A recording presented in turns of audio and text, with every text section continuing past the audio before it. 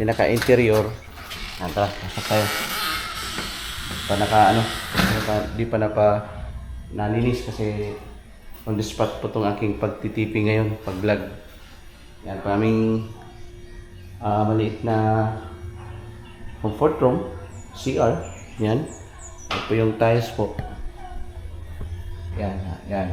Kung ginamit ko para rack, may dating din po. Yan. Good morning.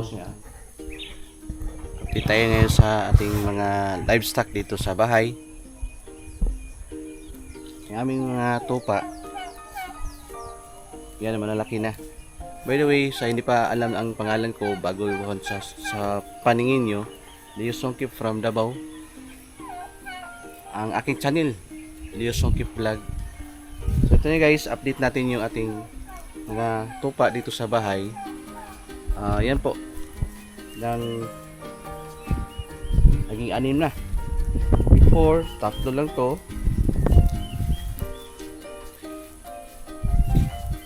Yan ang aming tupa ngayon na pinibigay po ng isang subscriber natin na 3 lang. That was 1 year ago. So, naparami natin. Naging 3. Bala ko nga na palitan yung lalaki para maiwasan yung inbreeding. Ang original talaga niyan, yung isa din na sa tabi natin, na malapit sa atin po. Yun yung nanay, isa sa nanay, tsaka yung isa nanay rin yun. Bali yung isa po na anak niya yung katabi niya. Yan, ito yung ito, malaki na si Fernando, pinalanganan namin si Fernando para mawasan natin na ma-remember natin po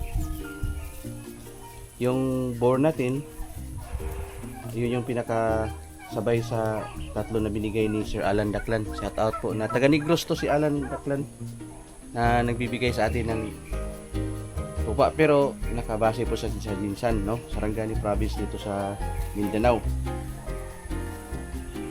So ito po yung aking setup sa bahay. Pag hindi nyo po alam yung aking setup sa bahay, ito po yun yung farmhouse. At ang aking mga videos dyan, yung mga nagtuturo ng itik, no, nandyan pa rin. So yan, papakita ko lang muna kasi it's a long holiday, no, bakasyon po. It's a Good Friday. So yan po, magandang sinyalis po tong natin, rest day po, ika nga.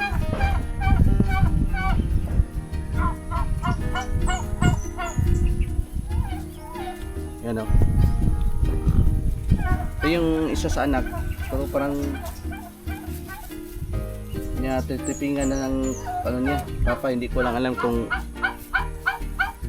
hindi ba to mag-inbreed, kung sasampaan na ng papa niya. Sana nga yung ito na lang yung isang lalaki na magkahiwala yung ina, yun sana yung magsampa doon sa isang babae na magkasing edad niya ng ating tupa, no? Dito din sa bahay po, hindi na masyadong tumutubo yung mga damo-damo.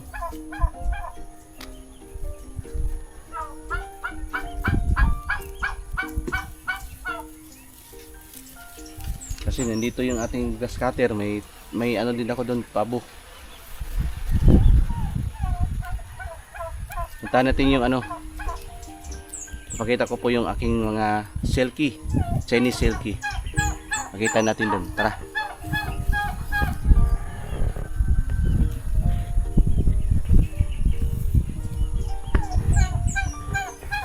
Yan po.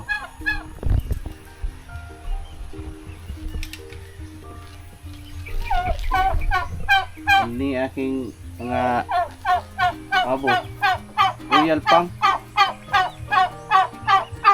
Royal Pump yan. Mimi, Mimi.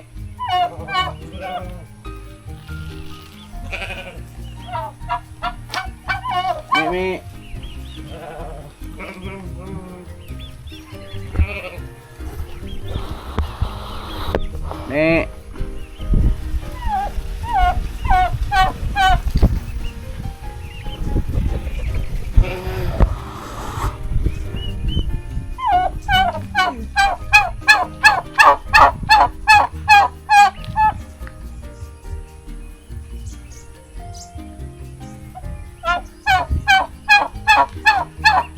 Tsaka maliliit.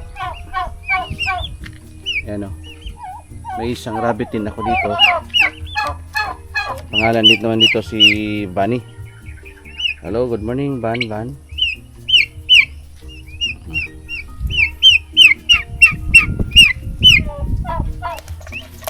Yan. Yung tubig kulay brown, lagyan po namin ng molasses para po sa lahat ng hayop, yung tupa at yung turkey. Sleep ulit tayo dito.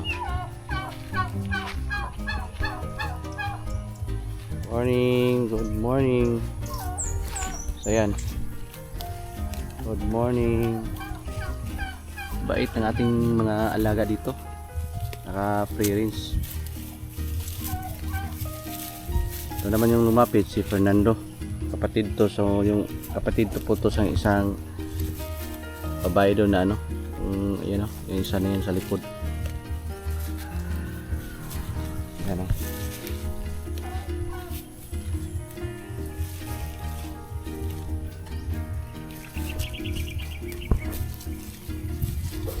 Good morning.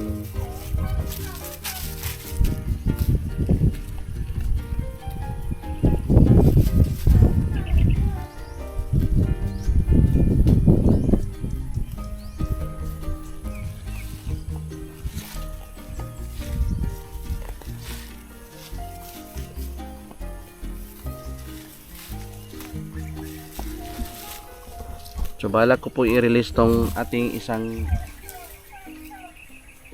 lalaki na kapatid ng isa doon para hindi niya sampaan yung kanyang ina. Ito po yung ina niya, pero yung isa ito yung anak niya, mag-isa lang yung mama, papa niya yung sa gilid, yung boar natin, malaki. Ito yung isa na po, maging breeder to sana, pero bawal tong sampaan yung kanyang ina. Dapat ang sampaan niya yung dalawang babae lang, yung ina tsaka anak, magkahiwalay. Yan. So pinapainom po namin yung molasses everyday. So yan po, dito po ka free range lang.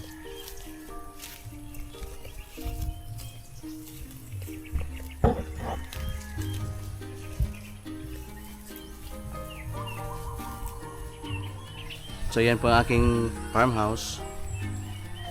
Yan po yung farmhouse. Hindi nyo makikita kasi may sasakyan po sa kilid, nasa harap. Yan. Last year ko po yan na build. Yan, punta natin. May malaking bintana. Diba, isisingit ko na lang po to sa ating topic ngayon. Total, alam ko po na mag-subscribe po kayo. At least makikita nyo na we are very legit po, no? Ito yung aking bahay sa farm. Papakita po natin. Yan. Ang pinaka-content talaga natin dito, yung livestock natin. Itong video na to at yung aking naipundar na bahay.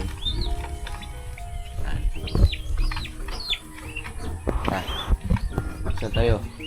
Yun naman din yung aking motor na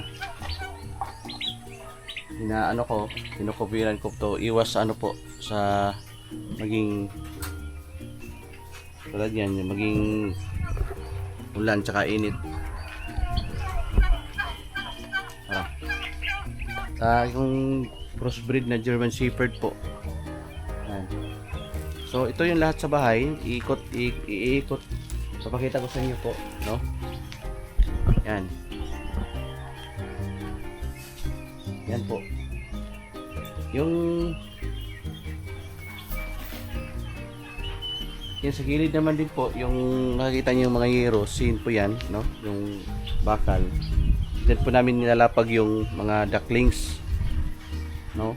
Kakasya po yan ng 5,000 na ducklings. Dito naman sa likuran, yan po yung aking window, sliding window po yan. Kapag ang combination po niyan, yung beads na kulay sa taas at yung gray, no? Ito po yung aking mga alaga. Yan. Yan po. Para makikita nyo po. Tapos sliding window din po yun sa isang. Yan. Sobrang laki po yung ating sliding window. Dito, pakita ko po sa inyo yung tiles na to. Yan, naka-tiles po yan dito all the way from here going there. Kasi sobra po tong ating materialis. Nilagay ko siya dito instead na nilagay ko pa sa iba. Yan. Ang ating only one na the farmer. Yan ang ating sasakyan. Yan po. Tapos yung pinaka-entrance po, yung tiles natin dito. Ito po. Tara. Sasilip natin yung loob ng bahay kahit wala pang linis. So ito, ano ko na lang yung kanyang screen window. Hindi ko na lang nilagyan ng yero dyan sa baba. Yung clean sheet para tis all out yung hangin. Pero nilagyan ko po siya ng support. Support po yan.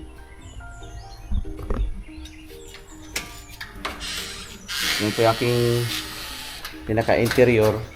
Tara, pasok tayo.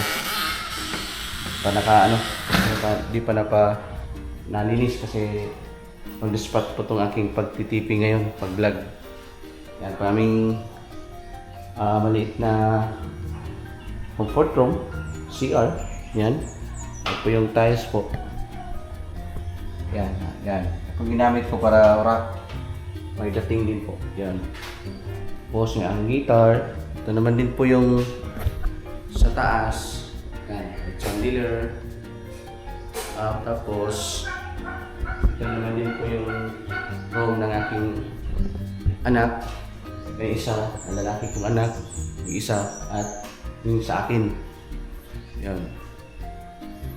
Iikot tayo. Pakita ko yung sa kabila naman, side. Yan po. So maganda tong, siguro for me, nagustuhan ko tong hindi hero yung ginagamit ko dito sa cabinet. Kasi pag na-experience ko before ng dinitirahan po is kalaunan siya, yung termites, no, kakainin po tong mga jump pagka sobrang tagal. Instead, ginawa ko, slide lang, no, aluminum pa rin, no, ito, tapos slide nyo lang, ganon, okay lang siya, diba, pag ganon, yun, diba, magputi pa ng intra. Yan, gumagamit din ako ng intra. Sobrang sarap po ng pakiramdam ko. Ito everyday ginagamit ko intra. Nakaubos na ako ng maraming ganito, guys. So may mga karamdaman, I recommend nyo, maganda itong intra. So din ako na gumagamit dito. Kung gusto mo mag-order sa mga may karamdaman o kahit wala, pwede nyo i-maintain itong intra sa inyo. Comment na po kung gusto niyo po magamit ng intra, parang daily lang po. So, yun po yung aking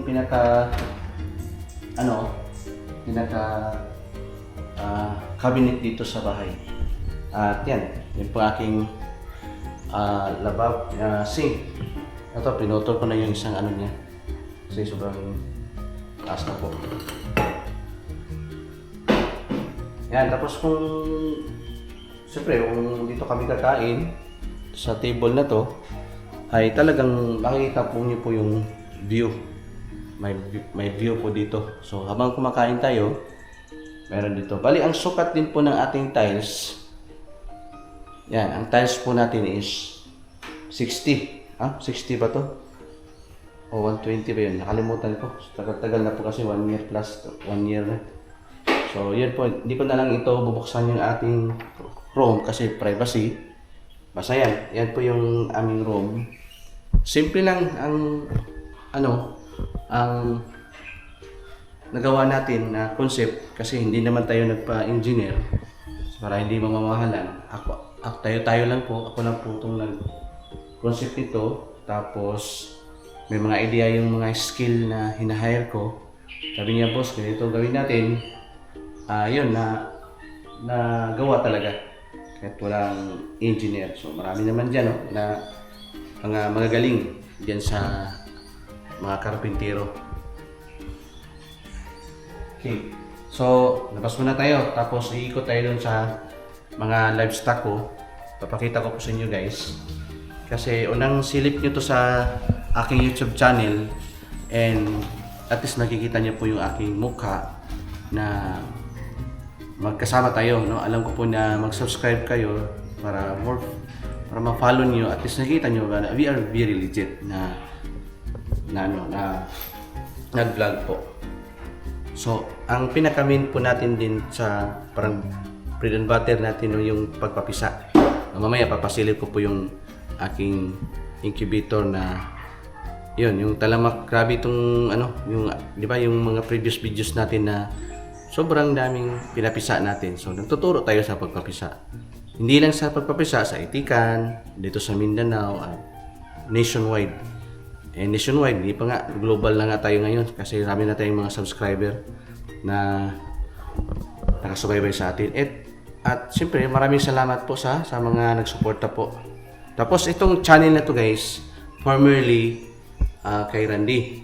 Pero yung give up na po niya,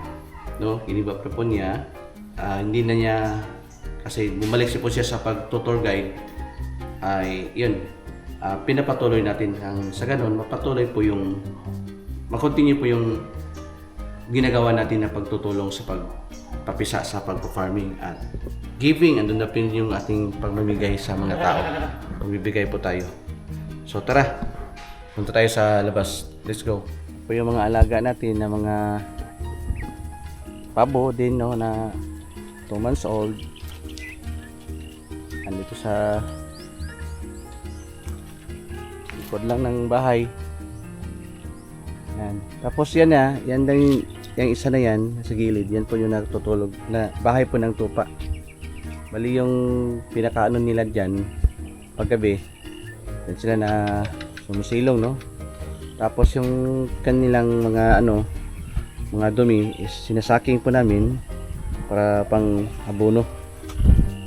Yan na yung sako na yan. So may naipon na din kami na ilan yan para magamit din namin sa mga gulay-gulay namin dito sa farm. Yan, sa gilid po yan ampalaya po yan. Okay, medyo kaya ngayon lang hindi namin na pa kasi wala pong ulan, isang buwan na po. So ngayon kagabi maulan na, so ma-maintain na din namin yung pero kalabasa po yan nandyan, at saka ampalaya, yung budding na yan, nakita niyo po yan. Yan ang ating mga 2 months old na 2 months old nga na mga pabo. Ang lahi niyan Royal Palm, pero ito isa silky. Yan, silky po yan. Ito naman din yung ating naglilimlim na pabo. Good morning. Kita muna tayo, ha. Yan, yan. Marami pa dito. Excuse me. Good morning. Yan, silip natin. Good morning. Yan. Sungit ka. Gusto na kami. So yan din po ating Selkie chicken. Open natin para makita nyo po. Selkie chicken. Good morning, Selkie chicken. Yan. Selkie chicken. Yan. So dito lang po yan guys. So yan na po. Sana po nagustuhan nyo yung ating topic for today. And please like and subscribe. And it's me, Leo Songkip from Davao City. Bye bye.